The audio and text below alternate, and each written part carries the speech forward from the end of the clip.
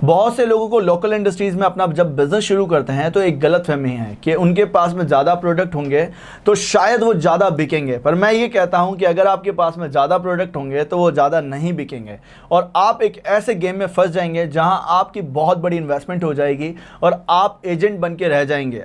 आपको मैं जो सलाह दे रहा हूं, अगर आप मैन्युफैक्चरिंग करना चाहते हैं, स्मॉल स्केल इंडस्ट्रीज़ में अपना बिजनेस शुरू करना चाहते हैं, तो इस वीडियो में बने रहिएगा क्योंकि मैं आपको बताऊंगा कि किस तरह से आपको अपने शहरों में, अगर आप इस इंडस्ट्री में बिजनेस शुरू करना चाहते हैं तो कैसे करना चाहिए आपको। देखिए, मेरा नाम है यदु चतुर्वेदी और मैं फाउंडर हूँ कामकाजी.com का।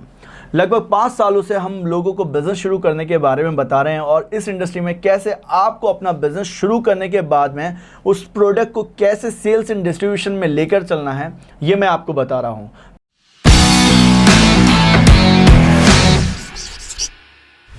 तो आज के समय अगर आप अपना बिज़नेस शुरू करते हैं तो देखिए, एक कहानी से समझिए। जैसे कि इस इंडस्ट्री में या हम लोकल मार्केट में ग्रॉसरी शॉप का एक एग्जांपल लेते हैं। ग्रॉसरी शॉप पर बहुत सारे रेंज एंड वेरिएशंस रहते हैं।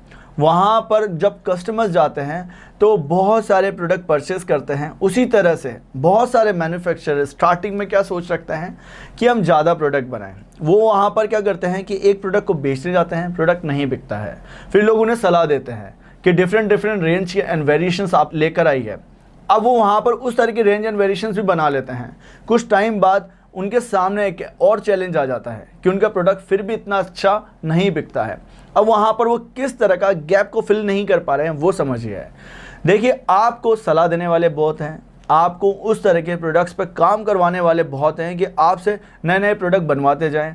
और आप भी अगर उस तरह के चक्कर में फंस गए, जो कि बहुत सारे लोग फंसे हुए हैं, बहुत बड़ी रेंज बनाते हैं, बहुत सारे वेरिएशंस बनाते हैं, पर फिर भी वो सेल्स में इतना अच्छा काम नहीं कर पाते हैं, तो आज के समय सबसे बड़ा जो एग्जांपल है इसमें, जो मैं आपको पॉइंट बता रहा हूँ कि ज़्यादा प्रोडक्ट बनाने से ज़्यादा नहीं बिकेंगे। और अगर आपने एक प्रोडक्ट ही बना लिया और उसको बेचना सीख लिया तो आपके प्रोडक्ट चाहे आपके पास में कितने भी आ जाएं, फिर आप आगे ग्रो करेंगे। तो यहाँ पर ये समझिए कि हमारे सामने जब भी हम मैन्युफैक्चरिंग करें और हम एक रिटेल शॉपकीपर को देखें तो रिटेल शॉपकीपर्स के पास में सारा काम कहाँ होता है, सेलिंग पर उसका फोकस होता है। पर मैन्युफैक्चरर या होलसेलर और या हो ट्रेडर, वो लोग फोकस किस पे करते हैं, अपने प्रोडक्ट को स्टॉक करने में करते हैं, साथ ही साथ वो अपने प्रोडक्ट को बनाते भी हैं। तो उसी तरह से सोचिए कि आप अगर इस इंडस्ट्री में आ रहे हैं तो आप ज़्यादा प्रोडक्ट बनाने की जगह अपने बिजनेस में आपको सेल्स का सीखना होगा कि सेल्स डिस्ट्रीब्यूशन चैनल कैसे बिल्ड करना है। ये आपके लिए एक पॉइंट था जो मैंने आपको डेप्थ में कवर करा है। अब नेक्स्ट पॉइंट आप समझिए। सेकंड पॉइंट है मार्केट फिट प्रोडक्ट ना बन पाना।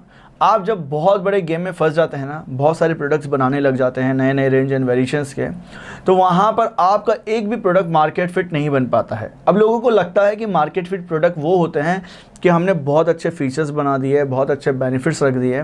ये नहीं होता है market fit product. Market fit product का मतलब है कस्टमर्स ने आपके प्रोडक्ट के बारे में अवेयरनेस गेन कर ली, कहीं ना कहीं उसके मन में इंटरेस्ट आ गया, अब वो डिसीजंस के लिए तैयार है। अब वो आपके प्रोडक्ट को जहाँ पर भी देखेगा तो वो आपके प्रोडक्ट को खरीदने के लिए एक्शन लेगा। इस तरह से मार्केट फिट प्रोडक्ट का एक प्रोसेस होता है। इसके साथ साथ लोगों के अंदर एक मिसकंसेप्शन है जो कि छोटे शहरों से अपना बिजनेस शुरू करते हैं। वो क्या देखते हैं कि हमारे को प्रोडक्ट में बहुत वैल्यू दे देनी है, प्रोडक्ट में इतनी वैल्यू दे देंगे या फिर इतना ज़्यादा कहीं ना कहीं डिस्ट्रीब्यूशन चैनल में चले जाएंगे और लोगों को फोर्सफुली प्रोडक्ट्स बेचेंगे। तो देखिए, वहाँ पर भी वो स्ट्रेटजी ख़राब है।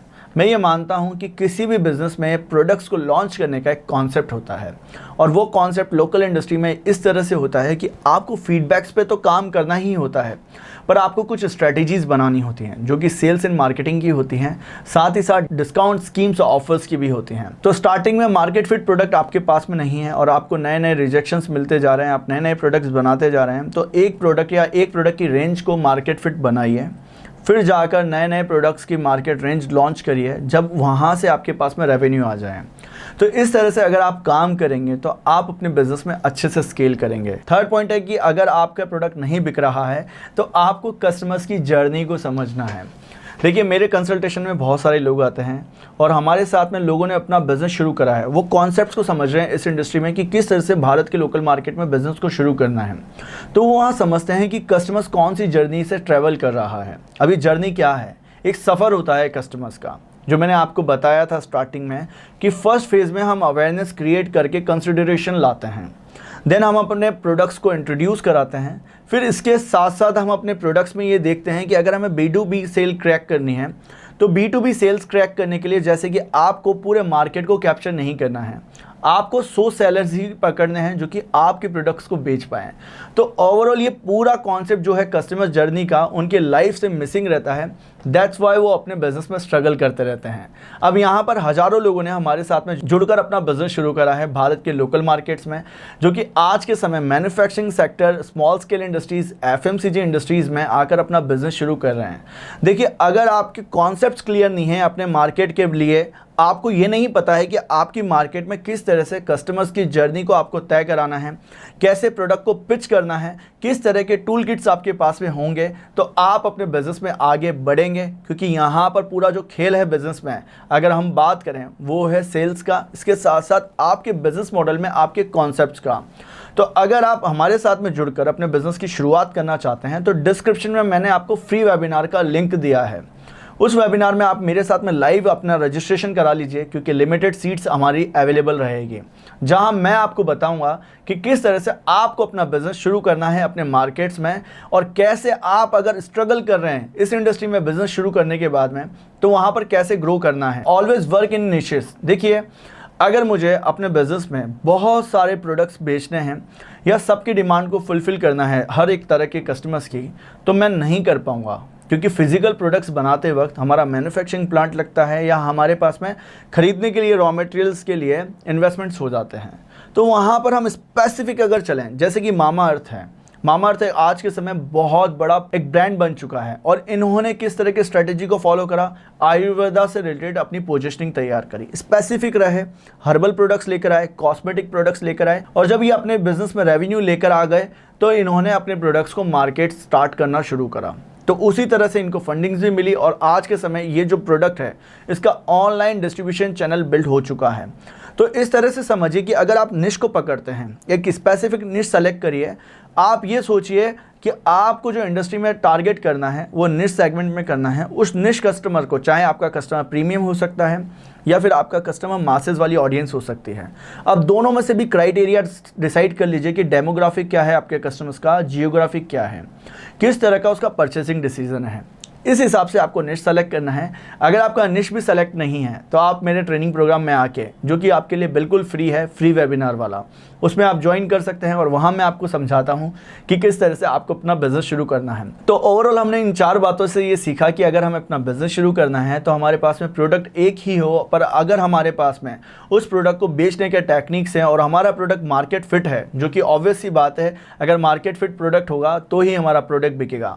जैसे कि आज के समय आप देखते होंगे सर्विस सेक्टर में कैसी कैसी एप्लीकेशन है आपके सामने, जैसे कि पेटीएम मार्केट फिट प्रोडक्ट हो गया है। तो आज के समय कस्टमर हमेशा इस तरह की एप्लीकेशंस को यूज़ कर रहे हैं। फ़ोन पे भी अच्छा एग्जांपल है, ओला कैब का जो एक आप एप्लीकेशन देखते हैं, ये भी बहुत अच्छा एग्जांपल है। और इसके अलावा बहुत सारी ऐसी कंपनीज़ हैं जो कि आपके आसपास काम कर रही हैं। तो इसका मतलब अगर आप उन्हें जानते हैं तो उनके मार्केट फिट प्रोडक्ट्स हैं और मार्केट में कस्टमर अवेयर हो चुके हैं, अब उनके मन में इंटरेस्ट है, आज नहीं तो कल उस कंपनी के प्रोडक्ट्स को वो परचेस कर लेंगे। तो अगर आपको अपना बिजनेस शुरू करना है और ऐसे ही बिजनेस स्ट्रैटेजीज़ के बारे में सीखना है लोकल मार्केट में और अपने बिजनेस में आगे बढ़ना है, देखिए हमारा भी निश है, और निश है लोकल इंडस्ट्रीज़ में, मैन्युफैक्चरिंग इंडस्ट्रीज़ और FMCG इंडस्ट्रीज़ में, फूड प्रोसेसिंग इंडस्ट्रीज़ में ही हम डील करते हैं हमारे कस्टमर्स के साथ में, और उनको बताते हैं कि किस तरह से इन बिजनेस को लॉन्च करना है आपको अपने शहरों में। तो अगर आपको ये वीडियो पसंद आया है तो वीडियो को लाइक करिएगा, चैनल को सब्सक्राइब करके बेल आइकन को दबाइएगा, ताकि वीडियोस की सारी नोटिफिकेशन आपको मिल पाए।